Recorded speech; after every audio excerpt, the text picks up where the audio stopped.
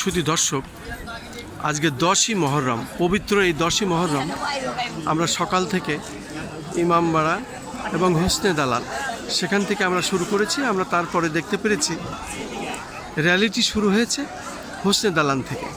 উদ্বোধনের পর থেকে আমি ঘন্টার পর ঘন্টা এখানে আছি এবং কাজ করছি। আমি দেখতে পাচ্ছি লক্ষাধিক লোকের, লক্ষ লক্ষ লোক এখানে আসছেন এবং তারা মাতম করছেন।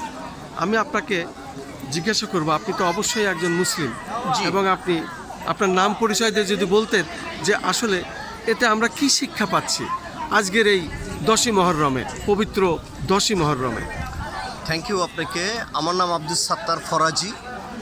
আমি আসলে এই 10ই মহরমে এই শোকাবহ এই দিনটাকে এভাবে পালন করতে আমি স্বাচ্ছন্দ্য বোধ মনে করি। এই কারণেই মনে করি আমি আমার রসুলের একজন আশেক, রসুলের আশেক যিনি ইমাম হুসাইনেরও আশেক। আর আহলে বায়াত মানে রসুলের আদেশ যে তুমি আমাকে চাইলে আহলে বায়াতকে ভালোবেসো, তাদেরকে অনুসরণ করো।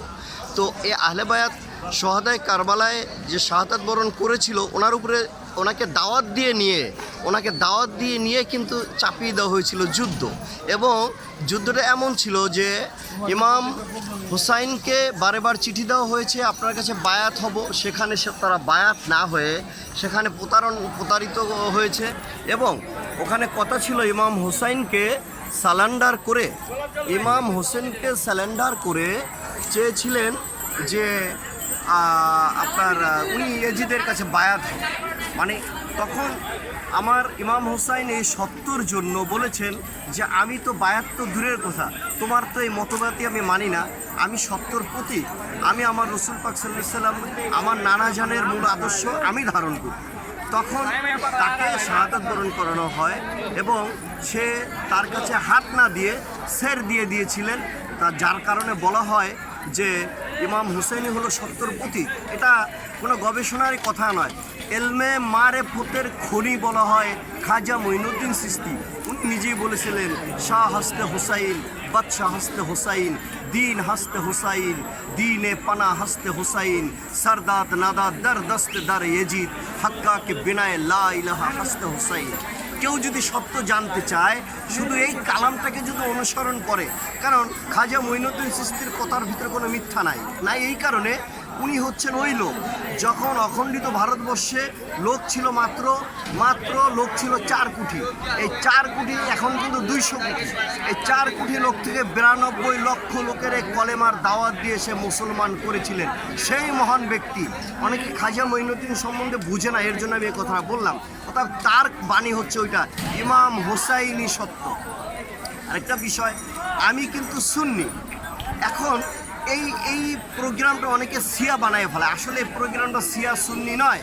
এই প্রোগ্রামটা হচ্ছে কুল কায়নাতে যারা সত্য চায়, ইমাম হুসাইনের আদর্শ এবং আমার রসুল পাক সাল্লাল্লাহু আলাইহি সাল্লামের মূল আশেক যারা, তারাই এখানে অংশগ্রহণ করে। তবে এই শহাদায়ে কারবালার পরে কিছু ষড়যন্ত্র হয়েছিলেন, সেই ষড়যন্ত্রর কারণে অনেকে এই সত্য খুঁজে পায় না। কারণ উমাইয়া আব্বাসিয়ারা রসুল পাক সাল্লাল্লাহু আলাইহি সাল্লাম বিদায়ের 250 বছর পরে যে হাদিসগুলো লিখেছে, ওই হাদিস দ্বারা সত্যকে ঢেকে দিয়েছিলেন। দেখেন কত জটিল বিষয়। কোরআন বলেছে এই সত্যর বাণী, এর সাথে মিথ্যাকে মিশ্রণ করিও না। আসলে হাদিসের নামেই অনেক মিথ্যা মিশ্রণ করার কারণে আজকে আমরা সুন্নির ভিতরেই অনেকে সত্য খুঁজে পাচ্ছি না।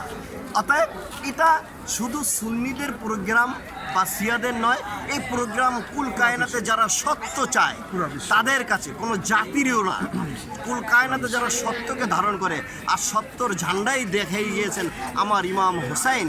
আমাদেরকে ইমাম হুসাইনের আশেক, রসুলের আশেক হিসেবে মাওলা মালিক কবুল করুক, এই ফরিয়াদ জানাচ্ছি। মাওলা মালিক কবুল করুক, আমিন। শুধু দর্শক,